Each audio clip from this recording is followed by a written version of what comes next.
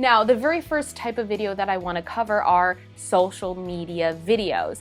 These are videos that you make and post to your social media channels to hopefully show up on For You pages for relevant fans that you might not have reached yet. This is the way to get an organic following, and maybe you're doing this because you want to build your brand channel, you want to be an influencer, or because you want to organically find people who might be interested in buying what you're selling. Additionally, these videos are used to continue to engage with your fan base that you already have. You use these videos to give them continual value, to show up on their feed so that they're thinking of you. And when they have a similar problem that you solved for them before, you are on their mind because they've been seeing you. This is a way to keep in touch. This is a way to make them a raving fan. If you continue to entertain them, to give them value, they're gonna be so excited by you that they're also gonna tell their friends and give you referrals. So social media videos in general are to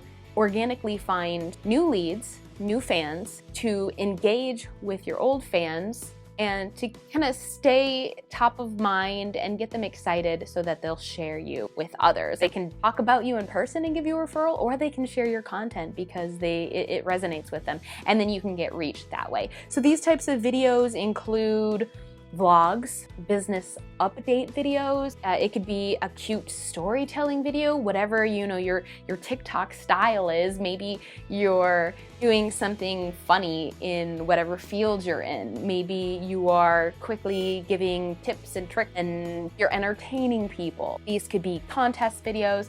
They could be sharing user-generated content if you've got people submitting how they're using your product. Occasionally you will use social media to ask for a sale. I've seen businesses who their videos, all their organic videos, it's always asking for a sale. And these, sure, they work sometimes, but you're not gonna get a following from them unless they're really clever. You're always asking for the sale. This goes for your photo posts and text updates as well. If you're always asking for a sale, you're not going to be a brand that audiences are going to engage with long term. They will come to you when they need to buy, but they're not going to engage with you. And your social media updates are not really accomplishing their goal. You're confusing your intention of social media updates with video ads, which I'm going to go into next. Yes, on your social media, you can occasionally ask for a sale. Gary Vee wrote a book.